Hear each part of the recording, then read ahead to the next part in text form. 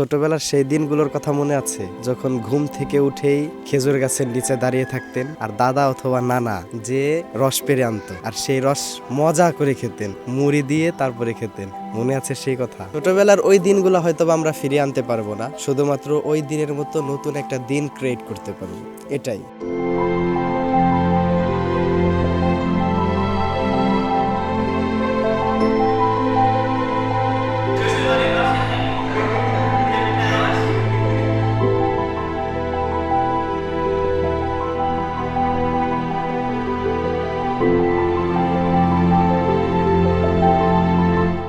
Guys, finally আমরা সবাই একসাথে হয়েছি বহুদিন পরে। মেন কথা প্রায় 2-3-4 মাস পরে এইরকম একসাথে সাধারণত হওয়া হয় না। ফাইনালি 2-3 জন চলে গেছে বাইকে আর আমরা যাচ্ছি অটোতে। মেইনলি আজকে আমরা ঘুম থেকে উঠেছি আজানেরও আগে, কিন্তু নামাজের পরে রওনা দিতে হলো।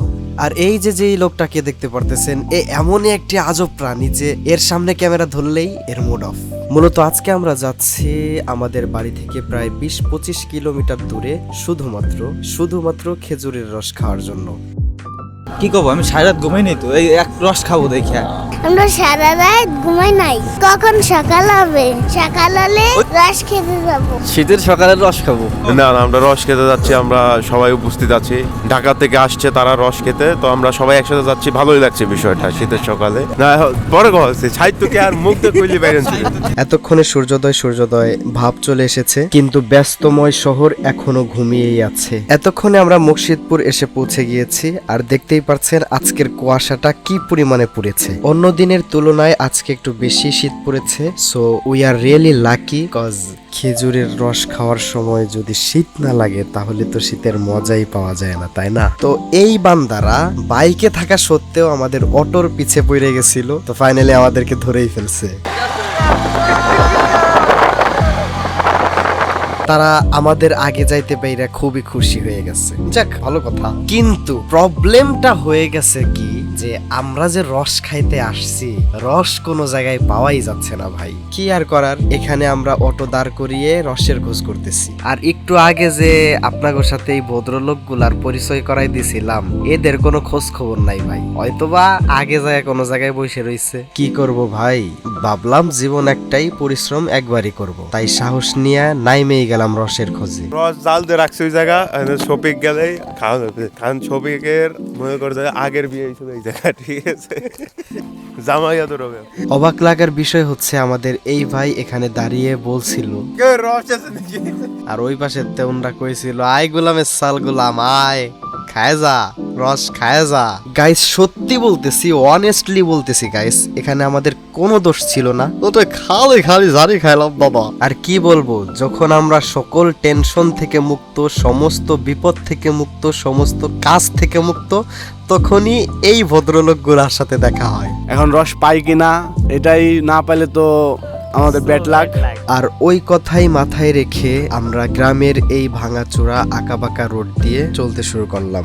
আমি আগেই বলেছিলাম যে আজকে তুলনামূলকভাবে অন্য দিনের থেকে একটু বেশি শীত পড়েছে, কিন্তু এই অসাধারণ রাস্তার জাকিতে আমরা সবাই গরম অবস্থায় আছি, বিশেষ করে এই ভদ্রলোকগুলা একটু বেশি গরম আছে। অনেক খোঁজাখুঁজি করার পরে ফাইনালি আমরা এই বাড়িতে রস পেয়েছি, কিন্তু এই বাড়ি আজকে রস কাটে নাই। আপনারা দেখতে পাচ্ছেন ওই যে হাড়ি দেখছেন, অনেকগুলো হাড়ি। রস কাটলে এই সবগুলো থাকতো ভরা, সবগুলো থাকতো তাজা, এই সবগুলো এখন মরে আছে। তো এটাই হচ্ছে আমাদের কপাল। ওরা খোঁজ নিতে যাচ্ছে আর এরা এই নতুন জামাইকে নিয়ে আসার জন্য, যদি নতুন আপনারা সবাই দোয়া করেন নতুন জামাইয়ের উপলক্ষে আমরা যেন রস পাই। রস না পেলে তো ওই নতুন জামাই তার বোর কাছে মুখ দেখাইতে পারবে না। প্লিজ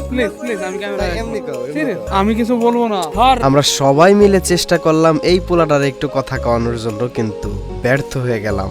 সবাই 2-3 থেকে না ঘুমাইয়া সজাগ চোখ না আমাগো জামাই রিল বানাতে ব্যস্ত, আর এদিকে বহু প্রচেষ্টার পরেও রস না পেয়ে আমরা চলে যাচ্ছি সামনে একটা বাজারের দিকে। ফাইনালি অনেক খোঁজাখুঁজির পরে আমরা রস পেয়েই গেলাম। আমরা মনে করছিলাম আমাদেরকে গাছ থেকে পেরেই দিবে, কিন্তু না, তাদের বাড়িতে যেতে হবে, দেন ওনাদের বাড়ি থেকে খেতে হবে। নাও আমরা এখন আছি কৃষ্ণাদিয়া বাজারে। এই বাজারেও অনেক রস পাওয়া যায়, কিন্তু আনফরচুনেটলি আমরা রস পাইনি। তবে ভয়ের কোনো কারণ নেই, আমরা বাড়িতে দিয়ে চলে এসেছি। আর আমি আগেই বলেছি এদেরকে কাজের সময় কখনোই পাওয়া যায় না, যার কারণে আমরা এই বাড়িতে ঘুরে ঘুরে রসের হাড়ি, রস এগুলো দেখতেছিলাম। আমাদের আসতে একটু দেরি হয়ে গিয়েছিল, যার কারণে তারা রস পটে ঢেলে ফেলছিল আর ওই পট থেকে আবার হাড়িতে নিচ্ছে। এটা দেখে আমার কাছে খুব ভালো লাগতেছিল, আর তার থেকেও ভালো লাগতেছিল এদের কাহিনী দেখে। তো যাই হোক, ততক্ষণে আমাদের ভদ্রলোকগুলা হাজির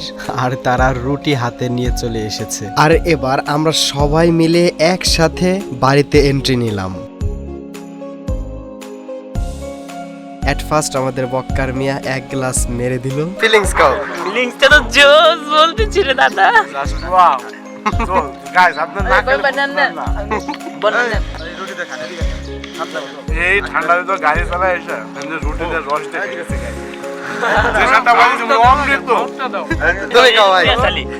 এবার তো কিছু কাও।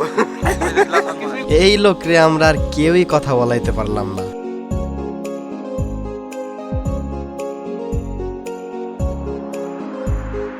এদিকে আমাদের জন্য আরো রস নিয়ে আসা হয়েছে। এখান থেকে সবাই মন মতো খাবে। শ্বশুর বাড়ির রসের হাড়ি, মিঠে মিঠে রস। সবাই কি সুন্দর করে রস খাচ্ছে গো, কিন্তু এই ক্যামেরাম্যানের দিকে কেউ তাকালো না রে। এখন আমি সুন্দর করে রস খাবো গো। সবার খাওয়া দাওয়া শেষ, এখন আমাদের প্রফেশনাল দুধ ব্যাপারী বোতলে রস ঢালতেছে। যাই হোক গাইস, এত সুন্দর মুহূর্ত যে আবারও ফিরে আসবে এটা কখনো কল্পনাই করিনি। আমাদের মধ্যে আমি আর আলী মিয়া বাড়িতে অকর্মণ্য অবস্থায় ছিলাম। লাস্ট মোমেন্টে আমারও কলেজ থেকে ডাক চলে এসেছে। এখন আলী মিয়া বাড়িতে একা, ও হয়তোবা কয়েকদিনের মধ্যে বাড়ি ছেড়ে দিবে। গ্রুপের সব থেকে চঞ্চল ছেলে ওয়াক্কার মিয়া এখন চাকরি করতে ব্যস্ত। আর সোহেব ভাই আলহামদুলিল্লাহ কিছুদিন পরে তিনিও বাবা হয়ে যাবেন। সাক্ষাতের পর থেকে জামাই জামাই বলে আসা সেই শফিক ভাই এখন আসলেই জামাই। আর বাইক রাইডার শিহাব ভাই এখন হেঁটে হেঁটে চাকরি করছে। আর আমাদের সাজিন তো অনেক আগেই বিদেশে পাড়ি জমিয়েছে। সব মিলিয়ে আমাদের একসাথে থাকার সেই সোনালী দিনগুলো, একটা ফ্যামিলির মতো থাকার সেই সুন্দর মুহূর্তগুলোর পর্ব এখানেই শেষ। আর হয়তোবা কোনোদিন এভাবে একসাথে হওয়া হবে না। একসাথে আড্ডা মারার দিন হয়তোবা এখানেই সমাপ্ত। সবাই যে যার মতো করে ব্যস্ত হয়ে পড়ব। সবার প্রতি দোয়া রইল যে যেখানেই থাকবেন ভালো থাকবেন। আর সব থেকে বড় কথা হচ্ছে ভাই, আমি দূরের হওয়া সত্ত্বেও যেভাবে আপন করে নিয়েছিলাম, really proud of you bro, really proud of you. আমার ক্লান্ত বিকেল, বুকে হাওয়া লাগিয়ে হাঁটা কতটা পথ হেঁটেছি গন্তব্যহীন চেনায় শহরের গলি। তোদের মাঝে যখন থাকি আমি পৃথিবী তখন আপন লাগে। তোরা ভুলে যাস না কখনো আমাদের বন্ধুত্ব রঙিন কোনো